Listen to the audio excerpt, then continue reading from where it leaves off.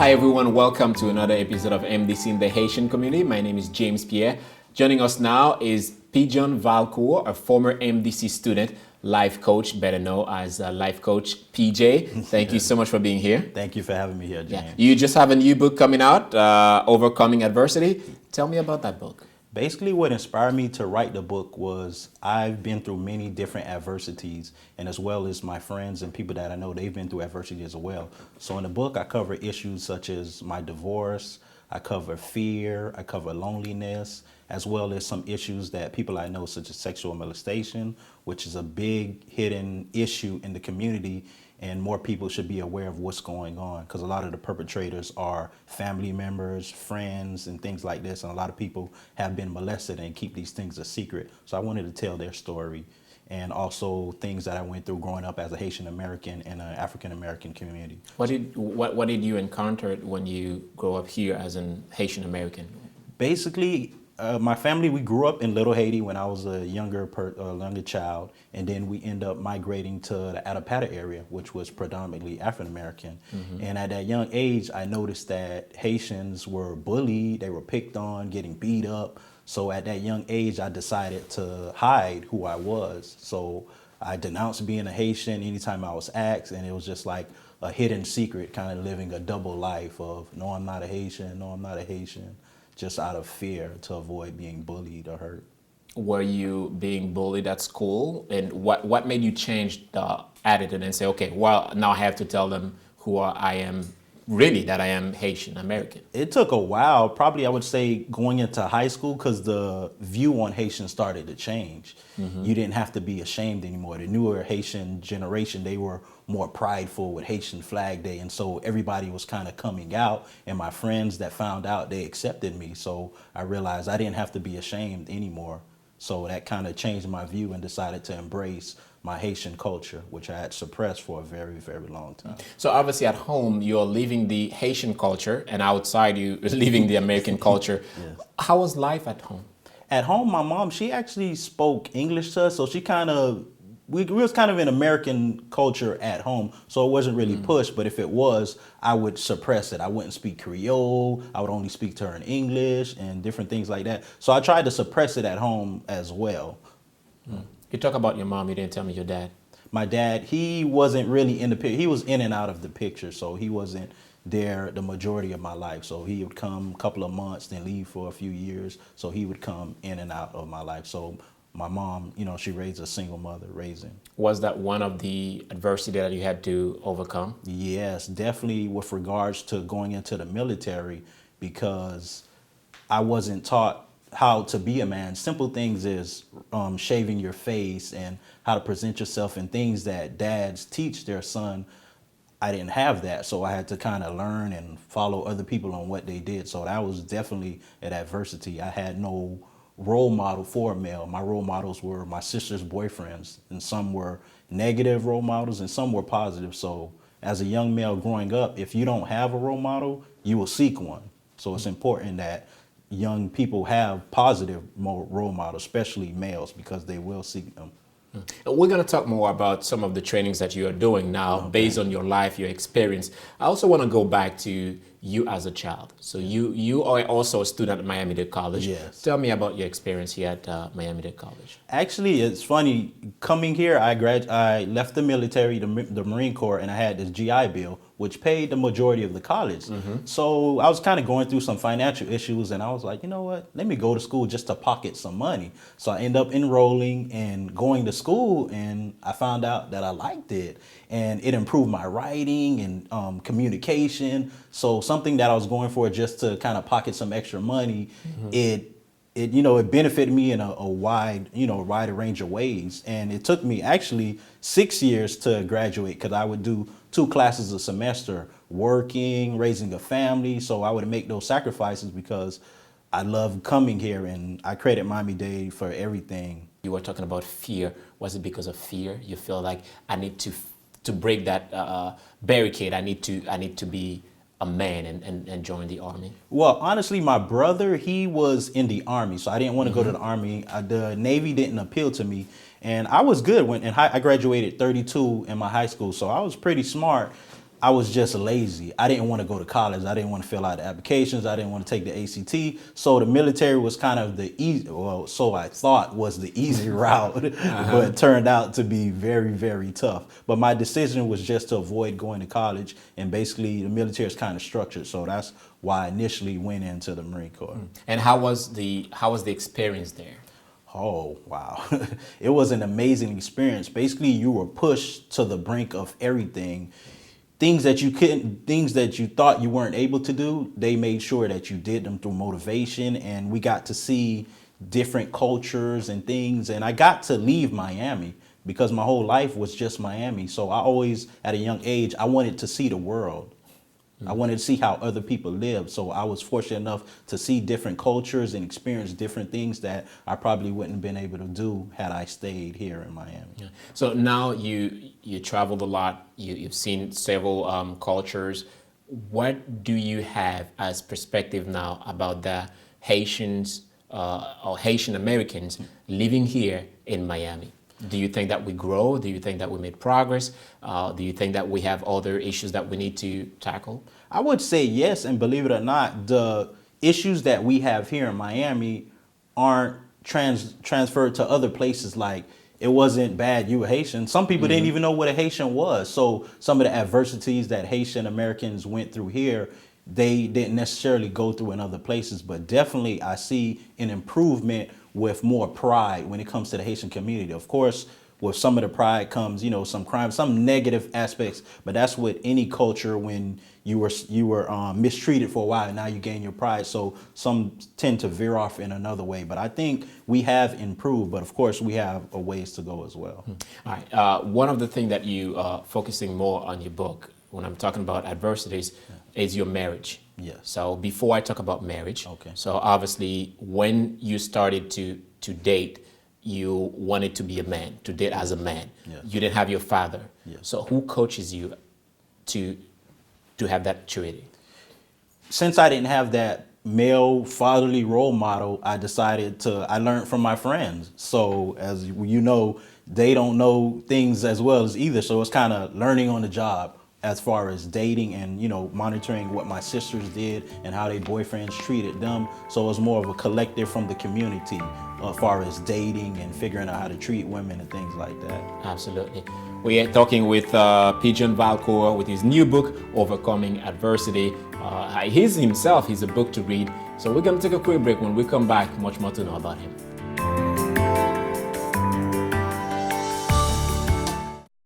Be creative. Be a hero. Be the solution.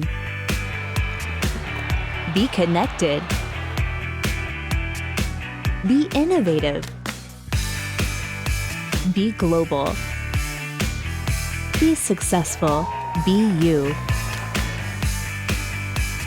Be MDC. Be Miami-Dade College.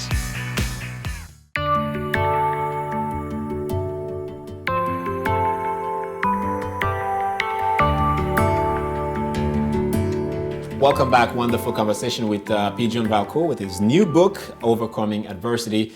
Pijhon, so now you start dating, and you mentioned that in your book as well. So you were married. Yes. So everything started well. Yes, everything started well. I was married for 10 years, and it was actually, you can say, high school sweetheart. I always had a crush on her. She was my best friend.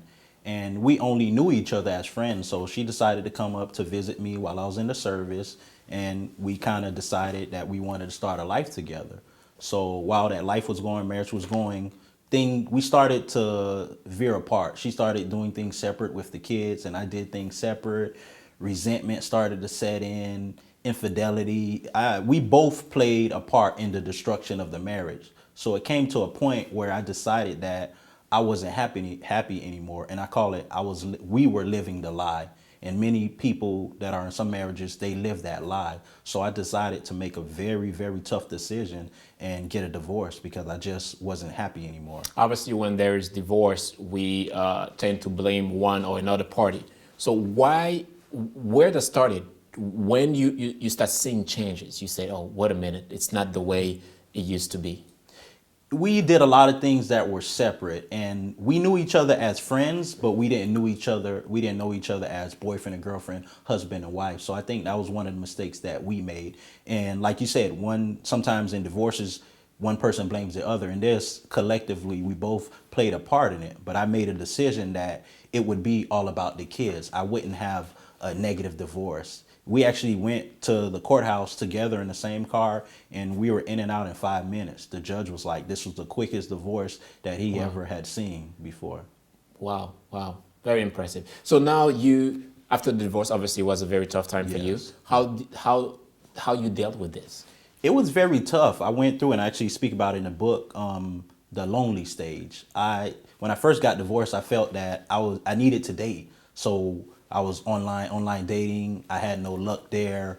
I went out on some dates with some people who weren't necessarily the best for me. So I tolerated a lot of things because of loneliness. So that loneliness kind of drove me to do things that I normally wouldn't have done. So I went through the scene of dating people who weren't the best for me. And I realized that, you know what, I have to work on me. So then I decided it's kind of like the triangle approach. I decided to get training in life coaching. I decided to take a class on writing a book. And I also decided to take classes on motivational professional speaking. And so I decided to invest in myself and focus my time on those things and let the dating come instead of me looking for it, let it find me and focus on myself during that time. One of our friends in the Haitian community, Marlene Paris Lawson, mentioned how important it is to have a father figure in a family, especially for the kids. Yeah. You mentioned kids. Yes. So what role did you play to make sure that there's a smooth transition after that divorce? I made sure whatever she wanted, she got. And it actually, a lot of the fears that I had about the divorce, as far as like, I'm not going to see my kids as much. It was actually, I see them more, and the time is spent more, like more quality time. So I have them every other weekend, but I can see them anytime I want. So I make it a point to enforce that we're still a family. Even though me and your mother aren't together, we are still a family. So I reinforce that all the time to them, and they seem to be okay with that. It's tough dealing with a divorce, but I'm still in their lives, so I'm still their father. And if she dates and has somebody, if that person's a positive figure, they'll have another father. So I'm okay with those type of things. You obviously now, as a life coach, you're training so many people about your life. Yeah. I wanted to know, after the divorce, before the divorce, you even say that you thought you were living the American dream. Yes. And then you realized that the American dream is a lie. Yes. What do you mean by that? Basically, it was a lie because I wasn't happy. It was more so living for my family and friends, kind of keeping the facade up that, okay, we're married, but in reality, I was lonely in a marriage. So it's like, how am I in a marriage where I'm lonely, she's lonely, no one wants to make that move, and the kids are there, they don't necessarily see it, but it affects them because they don't see mom and dad showing that love to each other. So that's where, it was a lie. I wasn't necessarily living the American dream. You discover your new you said in the book. So do you think there's a new definition for, or do you have a new definition for what we call the American dream?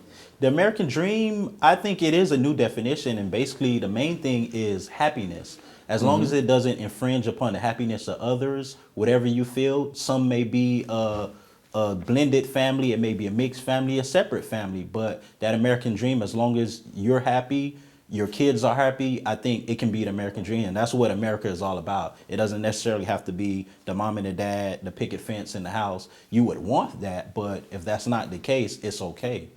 Overcoming Adversity is your new book. You talk about dating. Are you dating now? I am dating. I'm more focused on my career right now with the life coaching and the professional speaking. But if somebody comes into my life that can understand, what I'm trying to do and add to that, it's okay. But I am actively dating. And ready to get married if that new step comes. If it comes, yes. Will it be different from Oh, the previous definitely. It'll be different because I I learned a lot through my marriage on how to, communicate and different things. So it will be different. I want to talk about several sessions that you are doing in the in several communities. Yes. You know, how you coaching others to be better, not only about marriage, but also other adversities that you dealt with. So we're gonna take a quick break. Stay with us, all right? Okay. Our conversation with Pijhon Valcourt, wonderful conversation. We'll get to know him better. He has his new book, Overcoming Adversity. We're gonna know much more. My name is James Pierre. You're watching MDC in the Haitian community. We'll be right back.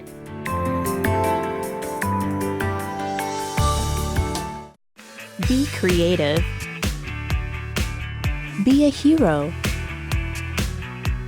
Be the solution. Be connected. Be innovative. Be global. Be successful. Be you. Be MDC.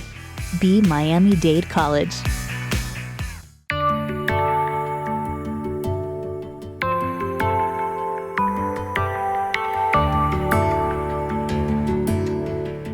Welcome back to MDC in the Haitian community. Our guest is still Pijhon Valcourt, Haitian American, former MDC student, now here doing big things inside of the Haitian community. You did your what we call in French, signature of your book, Overcoming Adversity at Little Haiti Cultural Center. Yes. So how was it? It was wonderful. I had a good turnout, and I think it was from how I grew up and how I suppressed being Haitian. I think it was just the best place to have it at. So Inside of the Haitian community. yes, inside the Haitian community. And I'm glad the Haitian community responded well to your new book. So you have several books coming out as well. So obviously, let's talk about some of the important chapters in your book. You said you can overcome anything, just have faith and believe that you can.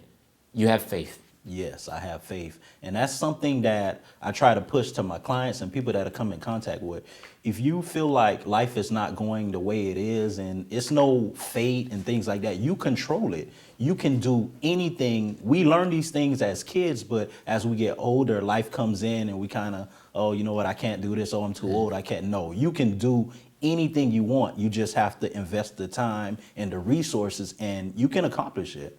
Yeah. And another one, God is love and love is God. So not only you have faith in God, and you believe that if you truly believe in God, then everything you believe as far as love will come from that principal source. Yes, definitely. It's a chapter in the book called The Religion where I went through my struggles on faith and different things. But no matter if you're Jewish, Muslim, the one universal thing with all religions is God is love. And love is God. And as long as those religions are preaching those things, I'm okay with it. So let's stay with love. You wrote an article talking about being in love or being comfortable. Yes. Right. And I really love that article. Do you feel that many are comfortable and not falling in love?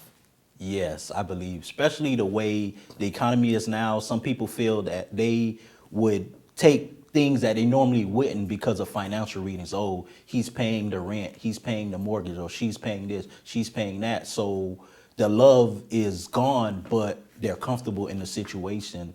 It's another article I have called Water the Grass. When you're in a relationship, a marriage, you have to water that with the same things you did to get that mate. You have to do it throughout to keep that love and that spark going, because if you don't water that grass, the grass will die. So that's where, as far as, are you in love or are you comfortable? So is it truly love, or are you just comfortable with this lifestyle that you have? You're a divorced man. Were you in love when you were married? I definitely was in love, but we fell out of love with each other during the marriage. So you believe that love can die if we are not doing anything to make sure that every day we water that love? Yes, definitely. Like the grass, we didn't water the love in our marriage, so it eventually died. So I believe if you water it, it will stay there. Great. So one other thing is sessions that you are doing, and all over the places. Yeah. Tell me about your work. What do you do as a life coach? What is it your work consists of? Basically, as a life coach, I help people set and define goals, and I do this through motivation and encouragement. My whole thing is to make sure that my client achieves the goals that they set, and whatever goals that they may be. So when they come to me, it's a first step that they're making, and it shows that they're ready to make a change in their life. So I assist them because, believe it or not, we all have the answers inside of us. I just help the clients find the answer and, put it to practice. Wonderful. You had a different point of view about social media. On your website, you were mentioning people popping bottles on the website and putting money all over the place.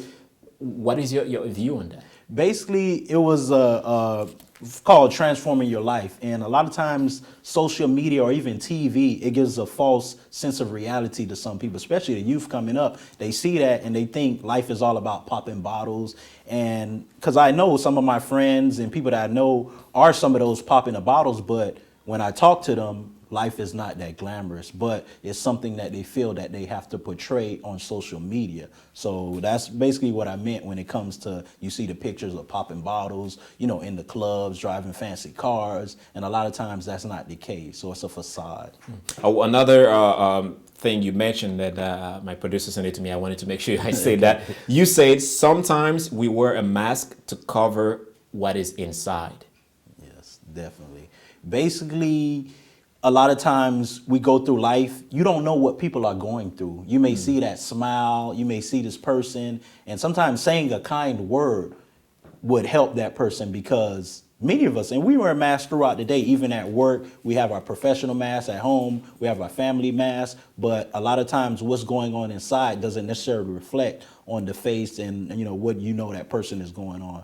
Because I see you sitting here, I don't know what's going on with you or, some of the camera people here. So throughout life, we wear masks. So it's another saying, your outer world is a reflection of your inner world. So if you see someone with a lot of chaos and things going on in their world, it's something going on the inside. So in order to correct what's on the outside, you got to attack what's on the inside. And that's what I do with my clients. Wow. Your new book, Overcoming Adversity, where can we find the book? I'm just want to make sure I show it to our viewers so they can see it. So where exactly we can see Overcoming Adversity by Pijhon Valcourt, as you can see right now. So where can they find the book? Is it on your website? It's on my website. It's on Amazon, Barnes & Noble. It's ebook. It's all the main distributors. But they can go to my website, www.lifecoachpj.com, and they can get more information. I'm also on Facebook, Instagram, Snapchat, you name it, I'm out there. Wonderful. PJ, thank you so much for being here. One last thing. Would you tell people, is it okay to date right now after being